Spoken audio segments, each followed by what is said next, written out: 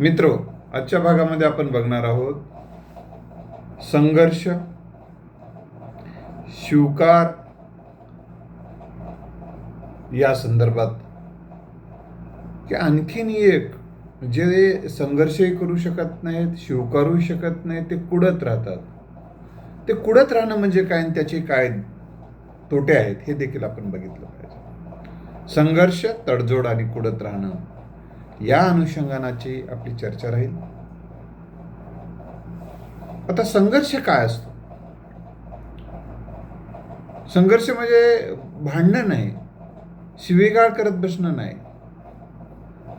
कुचकट बोलत बसणं नाही, तर संघर्ष म्हणजे विधायक कृती, विधायक उक्ती, याला विधायक संघर्ष म्हणतात. ज्या कृती आणि उक्तीने यश प्राप्त होते, जे प्रयत्नाच्या आवाक्यात आहे, त्या गोष्टीसाठी कृतिशील राहणे हा संघर्ष असतो. या मार्गामध्ये येणारे अडथळे, अडचणी आणि समस्या तशा वेदनादायी असतात, पण त्या वेदनेला एक आव्हान म्हणून जर स्वीकारलं, हे जगण्याचा एक अविभाज्य भाग म्हणून स्वीकारलं, धडपडीचा एक भाग म्हणून जर स्वीकारलं, आपल्या संघर्षाची अनिवार्यता म्हणून जर बघितलं, तर ते वेदना वाटत नाही. सोन्याचा शोध घ्यायचा असेल तर मातीला बाजूला करावंच लागतं, दगडधोंडे बाजूला करावं लागतं, तो सोनं खाणीच्या आत कुठेतरी सोनं आपल्याला सापडतं. पाणी सुद्धा आपल्याला शोधायचं असेल तर माती काढून टाकावं लागते, खडक काढून टाकावं लागते, मुरुम काढून टाकावं लागते, कुठेतरी मग आत पाणी सापडतं. संघर्ष अनिवार्य आहे. पण ज्या भागामध्ये आता तसंच पेट्रोल डिझेल यासाठी संघर्ष करावा. आता ज्या भागात सोन्याची खाणच नाही, सिद्ध झालेलं आहे, तपासणी झाली, सगळ्या तपासण्या करून बसल्या, तिथं नाही, सगळ्यांनी सांगून टेकलेलं आहे, सगळ्या तज्ज्ञांनी सांगितलेलं आहे, नाही मी शो करतोच, हे आडमुठेपणा झाला. म्हणजे प्राप्त परिस्थिती लक्षात घेऊन पुढे जाणे हा संघर्षाचा भाग आहे. त्यासाठी आलेले आव्हानं, समस्या, अडचणीवर मात करणं हा संघर्षाचा भाग आहे. आणि प्राप्त परिस्थितीची अनिवार्यता, माग थांबावं लागणं असं असेल तर ते मान्य करणं हे स्वीकार आहे. म्हणून आपण संघर्ष करणं शक्य नाही ना, कुडत बसायचं नाही. कुडत राहिल्याने वर्तमान खराब होतो, समस्या सुटत नाही, समस्या वाढते. वर्तमानातील एक गोष्ट बदलता आली नाही म्हणजे याचा अर्थ आयुष्य बदलताच येत नाही, आयुष्यातली अनेक गोष्टी बदलता येत नाहीत, किंवा जीवनातील अनेक गोष्टी बदलता येत नाहीत असं नाही. न बदलता येणाऱ्या जशा आयुष्यात गोष्टी असतात, तशाच बदलता येणाऱ्याही गोष्टी असतात. मग बदलता येणाऱ्या काय गोष्टी आहेत याचाही आपण शोध घेतला पाहिजे आणि त्यासाठी प्रयत्न केला पाहिजे. आता काही आपण उदाहरण घेऊ. संघर्षालाही काही मर्यादा असतात. मग ती वयाची मर्यादा असते, वेळेची मर्यादा असते, हे आपण परिस्थितीची काही मर्यादा असते. आता वेळेची मर्यादेबद्दल एक उदाहरण मी तुम्हाला सांगतो. आठवून लिहिण्याचा खूप प्रयत्न करायला, म्हणजे संघर्षाचा आहे तो एक प्रकारचा. आठवायला लागलं, घाम यायला, उष्णता आहे वरून, तरी पेपर लिहायचं, आठवायला. चालूच आहे. आणि तुम्ही आठवायला थोडं थोडं आठवायला लागले, लिहिणं चालूच आहे. वेदना व्हायल्यात हाताला तरी लिहायच लागला. पण वेळ संपल्यानंतर तुम्हाला लिहिता येत नाही. ती मर्यादा आहे, ते ऍक्सेप्ट करावं लागतं. नाही नाही राव, थोडा अर्धा तास लिहू दिला असताना सक्सेस सक्सेस म्हणजे सक्सेस झाला असतं. असं जमत नसतं. आणखीन एक गोष्ट तुम्हाला मी सांगते. एकदा काय झालं, एका व्यक्तीला सांगण्यात आली गोष्ट आहे, लक्षात ठेवा. त्यातून आपल्याला काय घ्यायची गोष्ट, यासाठी ऐकायची असते. त्यातून काहीतरी बोध घ्यायचा असतो आणि तो बोध आपल्या जीवनासाठी उपकारक ठरत असतो. तर एकाला सांगण्यात आलं की तू इथपासून पळ, जिथपर्यंत पळशील तिथपर्यंत जमीन तुझी. पण अट एक आहे, दिवस उगवताना तू पळायला प्रारंभ करायचा आणि दिवस मावळण्याच्या अगोदर जितका पळून येशील इथं येणं गरजेचं आहे. इथं आलास तरच तुला ती जमीन मिळणार आहे, नाहीतर फेल. मग अशा वेळी सगळी तयारी करावी लागते संघर्षासाठी. म्हणजे कृतिशील राहण्यासाठी, म्हणजे कृतिशील पोहण्यासाठी संघर्ष करावा लागतो. पाण्याला बाजूला सारावं लागतं ना, तर ते संघर्ष. वर पाण्यामध्ये तुम्ही पडलात तर पाणी सारत पुढे यावं लागते ना. किंवा बऱ्याचदा बघा, डॉक्टर सुद्धा प्रयत्नशील आहेत म्हणतात जीव वाचवण्यासाठी. ते करतात, औषधी देतात, गोळ्या देतात, सलाईन लावतात, काही वेगवेगळे टेस्ट करत राहतात. जीव वाचवण्यासाठी जे काही करता येईल ते करत राहतात. संघर्ष. पण कधी कधी या संघर्षाला मर्यादा पडतात, हे लक्षात आल्यानं सॉरी म्हणतात ते सुद्धा. तर मी ही गोष्ट सांगत होतो आपल्याला, यासाठी सांगतोय की आपल्याला संघर्ष करताना सुद्धा वेळेचं भान असलं पाहिजे. संघर्ष मी कुठपर्यंतही करतो, मरेपर्यंत करतो. मरेपर्यंत म्हणजे याचा शब्दशः अर्थ नका घेऊ. मेलं तरी चालेल, मग सगळंच गमावलं तरी चालेल, मग मी आता हे सोडणार नाही, तसं नाही. त्याला एक मर्यादा घालून घ्यावे लागतात. वेळेचे घालून घ्यावे लागते मर्यादा. आणि आपल्या क्षमता, कौशल्य आणि शहाणपणालाही काही मर्यादा असतात, काळाला काही मर्यादा असतात. मग तो पळायला लागला, त्याला पळताना पुढे एखादी आंब्याच्या बागेची जमीन दिसू लागली, पुढं केळीच्या बागेची जमीन दिसू लागली, कुठं द्राक्षाच्या बागेची जमीन, असा पळायच लागला. त्याने हे विसरूनच गेला की आपल्याला परत यायचं आहे. लक्षात आलं एकदा तरी तो म्हणायला लागला, नाही नाही, पुढं तर नारळाची बाग आहे, तेवढी एक घेऊन टाकू. आणि पण त्याला वेळेचं भान असलं पाहिजे, आपल्याला जाण्यासाठी किती वेळ लागलाय. आणि आता थकलंय शरीर सुद्धा थकतंय. शरीरालाही काही मर्यादा असते, हे लक्षातच घेतलं नाही. मोह, मूर्खता माणसाच्या परिस्थितीचं भान येऊ देत नाही. मग पळा, आता परत पळाला. आता दिवस मावळलेला दिसू लागला, घामागर, धाड. अर्ध्या वाटेतच चक्कर येऊन मेला, पडला, रक्त ओकून मरून गेला. म्हणजे संघर्ष हा संघर्षाचा शेवट हा विनाशात होऊ नये, तर संघर्षाचा शेवट हा विकासात व्हावा. संघर्षाचा शेवट हा काहीतरी हाती लागावा. लक्षात आलं. संघर्ष हा प्रेरणेचा तरी विषय व्हावा. कधी कधी काही गोष्ट हाती लागली नाही तरी. आता काही व्यक्तीच्या संघर्ष करत असताना त्यांनी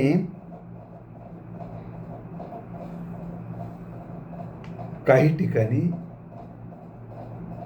प्राप्त परिस्थिती स्वीकारलेली आहे, स्वीकार केलेला आहे त्या गोष्टीचा. संघर्ष करत असताना कधी कधी आपल्या संघर्षापेक्षा निसर्गाचा संघर्ष मोठा असतो, व्यक्तीचा संघर्ष मोठा असतो, संस्थेचा संघर्ष मोठा असतो, म्हणजे त्यांची ताकद मोठी असते. निसर्गाचा संघर्ष मोठा असतो, एका व्यक्तीपेक्षा एखाद्या संस्थेची ताकद मोठी असते, एखाद्या समूहाची ताकद मोठी असते. त्यांच्या संघर्ष, आपण संघर्ष कोणासोबत करत आहोत हे देखील तपासलं पाहिजे. आणि जिथे संघर्ष करून काही अर्थच नाही असं लक्षात आल्यानंतर तुम्हाला थांबवण्याची अनिवार्यता असेल तर थांबावं लागेल. याचा अर्थ असा नव्हे की सत्याला जाब विचारायचं नाही. सत्ता मोठीच असते, पण सत्याला जाब विचारायचं नाही. काय हा तुमच्या क्षमतेनुसार, कौशल्यानुसार, तुमच्या शहाणपणानुसार, तुमच्या शक्तीनुसार, जनशक्ती किती पाठीशी आहे त्याच्यानुसार, तुमच्याकडे धनशक्ती किती आहे याच्यानुसार जाब विचारलाच पाहिजे. पण त्यालाही काही मर्यादा असतील तर कायद्याच्या काही मर्यादा असतात. आपल्याला कायद्याच्या कसोटीत, कायद्याच्या चौकटीत राहून काम करावं लागतं. मग ते सुद्धा तपास. नाही कायदा फेदा काहीच नाही, कायदा कोणी मानत नाही जर म्हणलं तर नाही जमत तुम्हाला साहेब, हेही लक्षात ठेवा. आता मी काही उदाहरणं देतो. संघर्ष करताना काही माणसांनी तडजोड केली, स्वीकार केला प्राप्त परिस्थितीचा, आणि काही काळासाठी का असेल. तडजोड म्हणजे काय, थोडे मागे येण्याची तयारी, काही गोष्टी स्वीकारण्याची तयारी, थोडा वेळ थांबण्याची तयारी, म्हणजे तडजोड स्वीकार असते. त्याला मान्यता देणं. ठीक आहे, ओके. तेव्हा तुम्हाला मान्यता देणं म्हणजे तुम्ही तिथून आता सगळं जीवन संपलंय म्हणून घरात झोपी जाणं नाही, तर पुन्हा युद्धाची तयारी करू, पुन्हा परिस्थितीचा सामना करण्यासाठी तडजोड. आपल्याला का कुठे आपण कमी पडलो यासाठी लागणारी सगळी तजवीज करण्यासाठी, वेळ घेण्यासाठी तो घेतलेला निर्णय असावा. तो निर्णय असतो.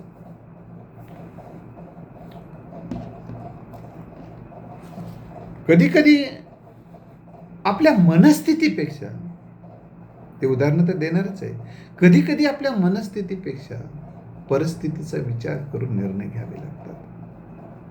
मनस्थिती स्वीकारायला तयार होत नाही, पण परिस्थिती स्वीकारावी लागावी अशी असते. स्वीकार करणं अनिवार्य आहे, लक्षात आपल्या पण येते कधी कधी. पण आपला जो हट्टीपणा असतो, आपला जो दुराग्रह असतो, आपलं काही गोष्टीला थांबणं म्हणजे अपमान, थांबणं म्हणजे पळपुटेपणा, थांबणं म्हणजे आपल्या घराण्याची शान आणि मान खाली जाणं आहे. रे मर्द आहेस रे तू, कसं थांबतोस आता, मरून जाऊ दे, मरून गेलास तर हरकत नाही. बचेंगे तो और लढेंगे, सिर सलामत तो पगडी 50, जैसी जैसी वेळ पडे तैसे तैसे होणे घडे. हा विचार आपल्याला करावा लागेल. आता याचा अर्थ असा आहे, तुम्हाला असं वाटेल की मृत्यू समोर दिसत असताना बचेंगे तो और लढेंगे हे म्हणणं योग्य होतं का? अरे बचण्याची शक्यताच नव्हती, आणि तेव्हा रागाचा पारा चढलेला होता, वेदना होत होत्या, आणि ते काही नाही साहेब आता सोडून द्या, चोर साहेब म्हणलं, चोर साहेब सोडून देतात का? तसं नसते. त्यावेळेस ते अनिवार्य आविष्कार होता. अशा काही गोष्टी आहेत. काही गोष्टीबद्दल मी सांगणार होतो की काही ठिकाणची आपली मनस्थिती जरी त्या गोष्टीला मान्यता देत नसली तर परिस्थिती अशी असते की त्याला मान्यता द्यावी लागते. उदाहरण, निवडणुकीचा रिझल्ट लागलाय पण तुमचा पराभव झालाय, लाख मतानं पडलात, कशाला पुन्हा तपासणीसाठी अर्ज करता? आता ठीक आहे, 20,000 फरक पडेल. करूनही बघा वाटलं ठीक आहे, पण एकदा करून बघा, पुन्हा आलात तसाच रिझल्ट, ठीक आहे ना, ओके करा, स्वीकार. म्हणून मनस्थिती आपली बऱ्याचदा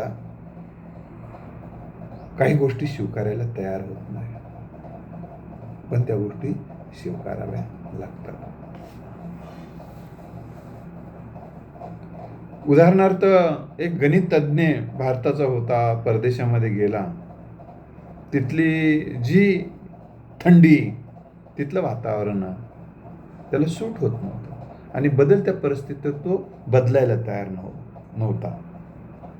त्याला सांगण्यात आलं, बाबा इथल्या परिस्थितीनुसार असं तुम्हाला जेवण घ्यावं लागेल, अशा पद्धतीचं राहणीमान ठेवावं लागेल. त्यानं ते मान्य केलं नाही, त्यात त्याचा मृत्यू झाला. आता काही उदाहरण मी आणखीन देईल तर ते छत्रपती शिवराय किती संघर्ष करत होते स्वराज्यासाठी. स्वतःच्या जीवाची पर्वा न करता, कुटुंबियाच्या जीवाची पर्वा न करता, स्वतःचा जीव तळहातावर घेऊन ते लढत होते. एवढं स्वतःचाच नाही तर कुटुंबियांचा जीव धोक्यात घालून लढत होते. त्यांचा संघर्ष प्रेरणेचा विषय आहे. त्यांचा संघर्ष स्वाभिमानाचा, अभिमानाचा विषय आहे. त्यांचा संघर्ष नवनिर्मितीचा विषय आहे, नवनिर्मितीला प्रेरणा देणारा विषय. हे सगळं असतानाही महाराजांनी काही गोष्टीचा स्वीकार केला, काही ठिकाणी तह केले, काही ठिकाणी तडजोडी केल्याच. पुरंदरचा तह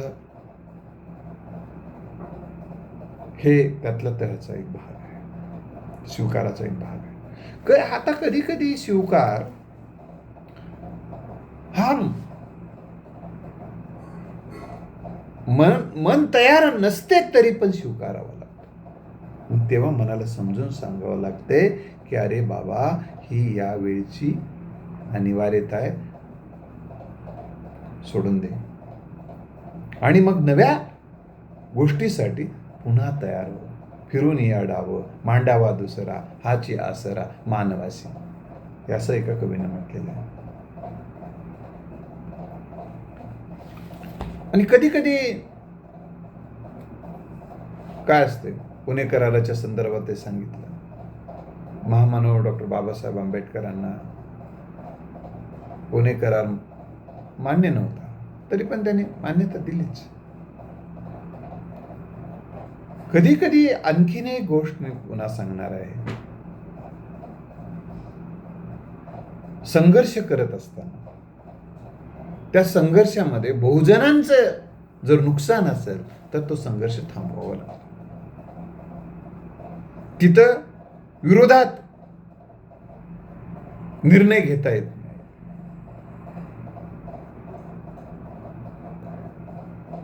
तिथं आत्मनाशाबरोबर समाज नाश होत असेल, तिथं थोडं थांबावं लागतं. चौदा तळ्याचा प्रसंग, जेव्हा 14 तळ्याचा सत्याग्रह करत असताना महामानव डॉक्टर बाबासाहेब आंबेडकरांच्या अनुयायांच्या अन्नामध्ये माती कालवण्यात आली, त्यांना लाठीकाठीचा वापर करण्यात आला त्यांच्यावर, याचे साक्षीदार बाबासाहेब आहेत. तेव्हा अनेक अनुयायी म्हणत होते की आम्हाला फक्त आदेश द्या, यांचं होत्याचं नव्हतं करू शकतो. तेव्हा बाबासाहेबांच्या मनात आला की हे डोके उडून आपल्याला थोडंच समाज बदलता येणार आहे, यांच्या डोक्यातले विचार बदलायला वेळ द्यावा लागेल. ठीक आहे, हे चुकले, हे अज्ञानातून चुकले. यांना विषमताचे समर्थक आहे ते, यांना विषमता हे विष आहे लक्षात येत नाही, अमृत म्हणून कवटाळून बसलेत आणि आपल्या अखिल भारतीय माणसाचा विनाश करत आहेत, हे त्यांच्या लक्षात येत नाही. ठीक आहे म्हणून बाबासाहेब तेव्हा थांबले. तिथं शारीरिक पातळीवरचा संघर्ष त्यांनी करण्यासाठी परवानगी दिली नाही. तेव्हा झालेला समाजाचा अपमान त्यांनी सहन केला आणि कायदेशीर लढाई लढली आणि जिंकली पण. म्हणजे कधी कधी हा संघर्ष शारीरिक पातळीवरचा संघर्ष करता येत नसतो, तिथं त्यावेळेस आपल्याला काही ठिकाणी मानसिक पातळीवरचा संघर्ष करू नये, ताणतणावच वाढतात. काही ठिकाणी मग कायदेशीर लढाई योग्य पद्धतीनं लढावी लागते. आणि कधी कधी कायदासुद्धा आपल्या जेव्हा बाजूला येत नाही तेव्हा देखील थांबावं लागते. हे थांबावं म्हणजे का जिल्हा न्यायालयातून तुम्ही पुढच्या न्यायालयात जाऊ शकता. पुढच्या न्यायालयाने जरी नेलं तर सर्वोच्च न्यायालयात, सर्वोच्च न्यायालय जर म्हटलं की नाही तर थांबावं लागतं. तिथं असं म्हणता येत नाही, नाही न्यायालय फेल आहे, माझ्यावर मान्य आहे ना, मला आताच पाहिजे, सगळं आताच देऊन टाका, असं नाही जमत. आपल्याला वाटते नाही नाही न्यायालय कुठेतरी चुकतंय, ठीक आहे बाबा, पण आपल्याला त्या न्यायालयाला पुरावे देण्याशिवाय, विनंती करण्याशिवाय आपल्या हाती दुसरं नसते काही. ही गोष्ट आपण लक्षात ठेवली पाहिजे. मग अशा वेळी स्वीकार करावा लागतो. आणखीन काही गोष्टी आपण लक्षात घ्या. वास स्वीकारताना कोणकोणत्या गोष्टी विचारात करायच्या. माझ्या मनस्थितीपेक्षा परिस्थिती काय आहे हा स्वतःला विचारायचा, आणि ती परिस्थिती सध्या बदलणं शक्य आहे का याचा विचार करणं गरजेचं आहे. काही काही प्रश्नांची उत्तरं आता देता येत नाहीत, पुढं ते आपोआप मिळतात. लक्षात आलं का? आता एखादं रोपटं आहे, आंब्याचं असेल, लिंबाचं असेल, छोटं रोपटं आहे. अशा वेळी त्या रोपट्याने असं म्हणून चालणार नाही, येऊ दे किती गुरं येऊ दे, किती ढोरे येऊ दे, मी त्याला जुमानत नाही. नाही बाबा, तुझा जीव लहान आहे, तोपर्यंत तुला कुंपणाचा आधार घ्यावा लागेल. आणि मग तू मोठं झाल्यानंतर, उंच गेल्यानंतर मग हे गुरंढोरं तुझ्या पाल्याला सुद्धा, फांदीला सुद्धा स्पर्श करू शकत नाही. तुझं खोड खूप मोठं होईल. मग तू तेव्हा थांबायचं, लहान आहेस तू. मग याला म्हणतात शहाणपण. केव्हा थांबावं हे कळणं, कुठे थांबावं कळणं. भूतकाळ बदलता येत नाही. भूतकाळा संदर्भात संघर्ष करून काय फायदा आहे. भूतकाळात होऊन गेलेल्या घटना, भूतकाळात होऊन गेलेले प्रश्न, भूतकाळात जे काही घडलं ते आता ते बदलण्यासाठी काही जण प्रयत्न करत. त्यानं असं बोलायला नको होतं, असं करायला नको होतं. ते काही बदलत नाही. तर बदलत नाही त्याचा स्वीकार करणे शहाणपण म्हणतात. आणि हे शहाणपण सामर्थ्यासाठी उपकारक ठरते. नाहीतर काय, बदलता येत नाही तरी बदलण्याचा प्रयत्न करणं म्हणजे निराशा, उदासीनता, खंत, दुःख. एकदा काय झालं, जे बदलता येत नाही, जे बदलताच येत नाही ते बदलण्याचा प्रयत्न करणं चुकीचं आहे. आता ही भिंतीला मी असं बोट लावून जर पाडण्याचा प्रयत्न केला तर नाही पडत. म्हणजे त्यामुळे तुमच्याकडे असणारी साधनं याचाही विचार करावा लागेल संघर्ष करत असताना, तुमचं सामर्थ्याचा. एकदा काय झालं, दारू पिऊन एक भिंत ढकलण्याचा प्रयत्न करत होते, चिरबंदी भिंत. नाही म्हणले, हे आपण काय करू म्हणले, आता हे वाडाच आहे ना, आपल्या शत्रूचा वाडा आहे, ह्याला ढकलून गावाच्या बाहेर काढू म्हणले पिऊन. आणि ढकलायला लागले. चल म्हणलं, आता हे भिंते चल, वाडाच ढकलायलो असा विचार केला त्यांनी. मग एका माणसानं काय केलं, त्यांचे कपडे काढले आणि तिथे कपडे बाजूला ठेवले आणि सुरू केलं. तर काही जणांना काय केलं, कपडे पाठीमागून ठेवले. थोड्या वेळाने ते पिऊन जेव्हा आता भिंत ढकलत होते ना, ते बघले, अरे बरंच लय ढकलत आलं म्हणजे, कपडे तिथं आहेत आता आपले. हा त्यांचा भ्रम होता. तसं काही जणांचा भ्रम असतं की आपण संघर्ष करतोय त्याला यश यायला लागलेलं आहे. संघर्ष प्रत्येक पावलागणिक अपयशाकडे नेत असेल तर तिथं थांबणं, त्याला शहाणपण म्हणतात. तिथं त्याचा स्वीकार करणं महत्वाचं असतं. आता स्वीकारणं म्हणजे काही जणाला वाटतं की हे माझा पराभव आहे, ही माझी निष्क्रियता आहे, माझा नाईलाज आहे. तसं नसते. तो पराभव नसतो तर विजयाची तयारी असते. या दृष्टिकोनातून त्याकडे बघायचं. तो एक आपल्या नीतीचा भाग आहे. असं थांबणं हा आपल्या नीतीचा भाग आहे, असं आपण थोडं विचार करायचा. आणि कुछ पाने के लिए कुछ खोना पडता है. आता आपल्याला ही गोष्ट गेली, ठीक आहे. तर ह्या बाबतीमध्ये आणखीन एक गोष्ट लक्षात ठेवायची की मानवी प्रयत्नाला काही मर्यादा असते. सगळ्याच गोष्टी माणसाच्या नियंत्रणात नसतात.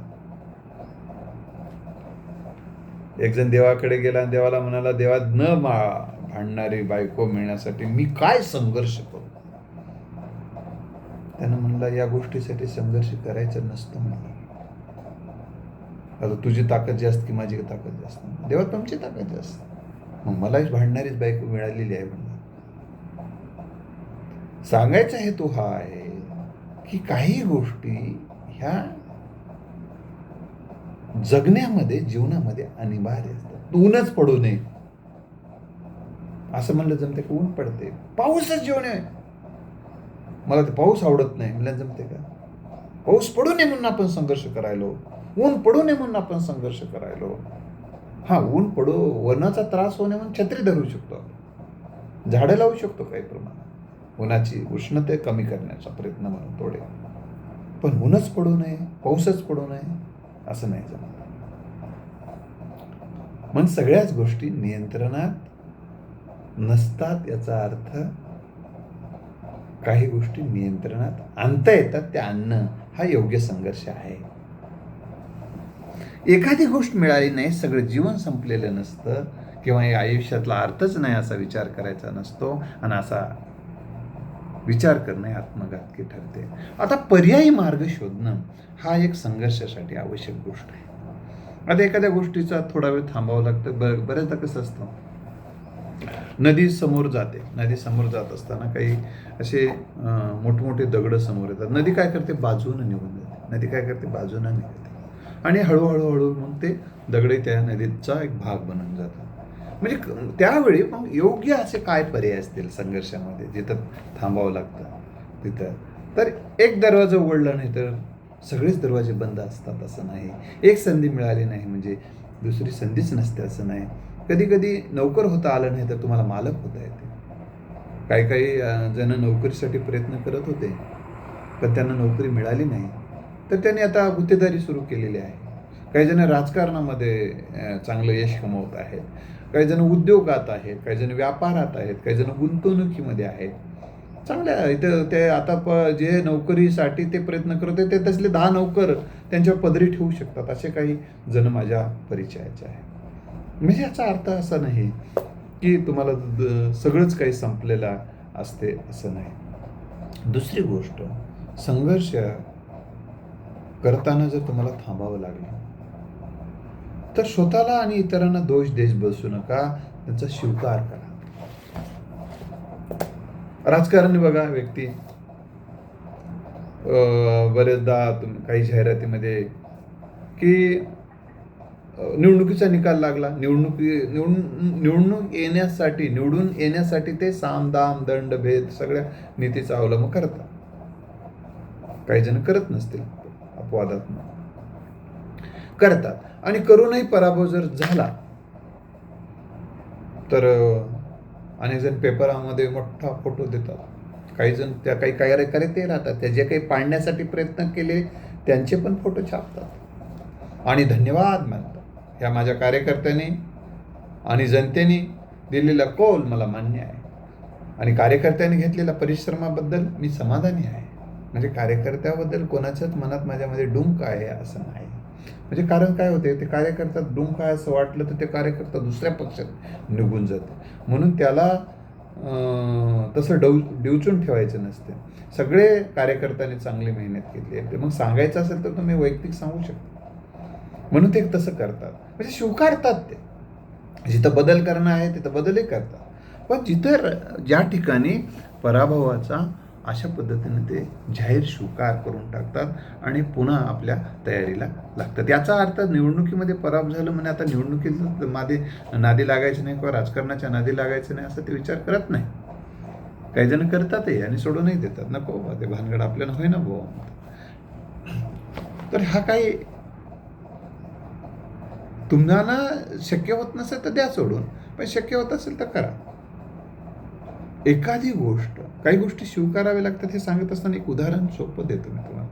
झाडानं जर जुनी पानं सोडली नाही तर नवे पानं कसे काय आस्वादायला मिळतील, कसे काय प्राप्त करायला मिळतील तिला. म्हणून त्या काही गोष्टी सोडून द्यावा लागतो. आणि पराभव किंवा संघर्ष थांबावं लागणं म्हणजे सगळा संपूर्णतः पराभवच असतो, आपलं सगळं अपयशच असते, असं नाही. तो पराभव हे अनेक गोष्टी आपल्याला शिकवत असतो. आपल्याला ते थांबणंही काही गोष्टी शिकवत असते. आत्मपरीक्षण करायला संधी मिळते, आत्मशुद्धीकरणाला संधी मिळते आणि कुठे काय चुकलं याचा शोध घेऊन त्या दुरुस्तीलाही ती संधी मिळते. सुधारणा आणि प्रगतीचा जवळचा संबंध आहे. आणि म्हणून काय, आणि दुसरी महत्त्वाची गोष्ट काय असते तर ह्या अनुभव प्राप्त होते. त्या संघर्षातून जे अनुभव मिळतात ही अनुभवाची समृद्धी पुढील यशासाठी उपकारक ठरते. त्यामुळे मित्र, पुढत बसण्यापेक्षा आणि पराभव होत असतानाही जीव जाईपर्यंत लढत बसण्यापेक्षा त्या ठिकाणी जिथं काही थांबणं गरजेचं आहे ते थांबण्याचा स्वीकार करून पुन्हा एकदा तयारीला लागणं ही उपकारक गोष्ट असते. जिथं स्वीकारणं गरजेचं आहे तिथं स्वीकारा. जिथं आकार देणं, लढणं, संघर्ष करणं आवश्यक आहे तिथं संघर्ष केला पाहिजे. आणि पण पुढत कधीच बसता कामा नये. धन्यवाद.